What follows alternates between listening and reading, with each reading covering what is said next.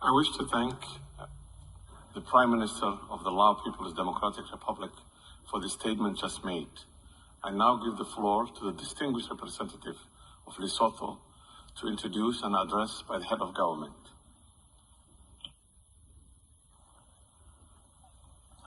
Mr. President, I have the distinct honor to present the pre-recorded statement of the Right Honorable the Prime Minister, Dr. Mwekezi Majoro,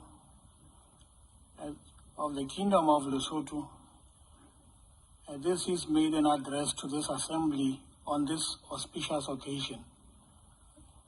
I thank you.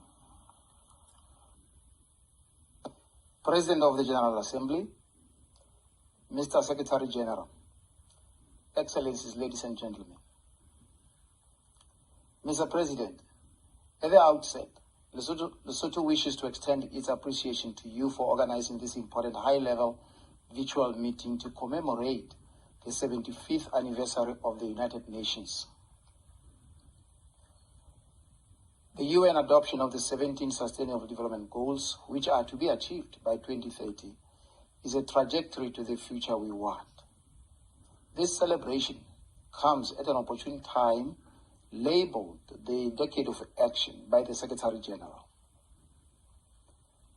It is a time that, more than ever before, calls for solidarity and unwavering commitment to multilateralism and to the UN.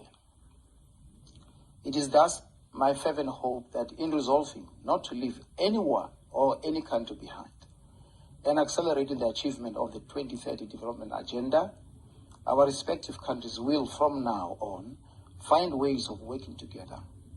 That is the future we want.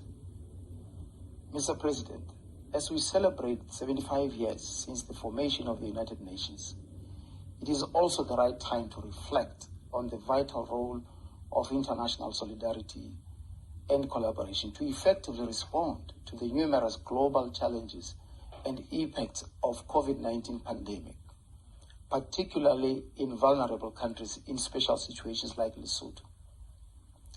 This situation has exacerbated existing poverty, inequalities, and vulnerabilities in our countries, thereby reversing development gains of the past decades. Addressing these multifaceted challenges requires enhanced partnerships at bilateral, regional, and international levels. The Kingdom of Lesotho further recognizes this important juncture in human history, a time of reflection on the role of the UN in the past 75 years and the future UN we want. As we celebrate this anniversary, my country has substantially advanced the inclusion of women and youth in our national laws, policies, and plans.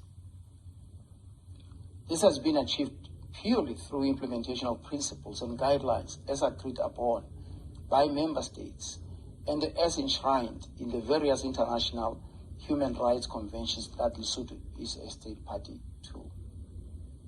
It is also thanks to the UN that my country's national reforms process is now at the implementation stage.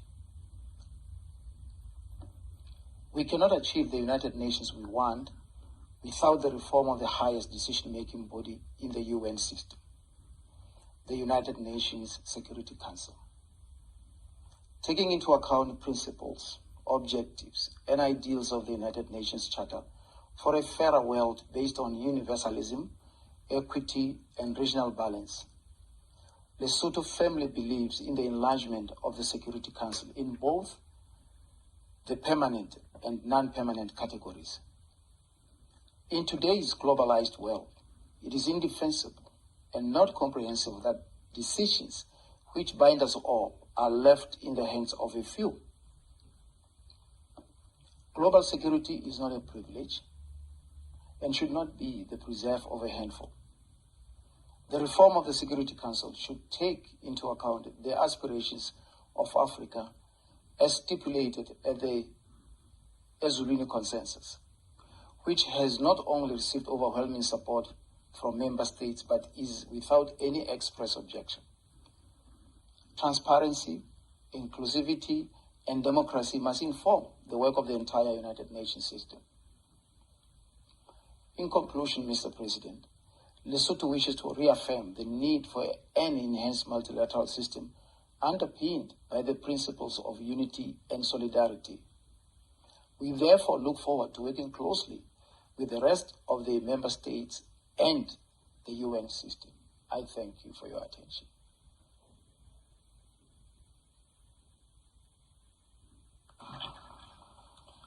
I wish to thank Prime Minister of the Kingdom of Lesotho for the statement just made.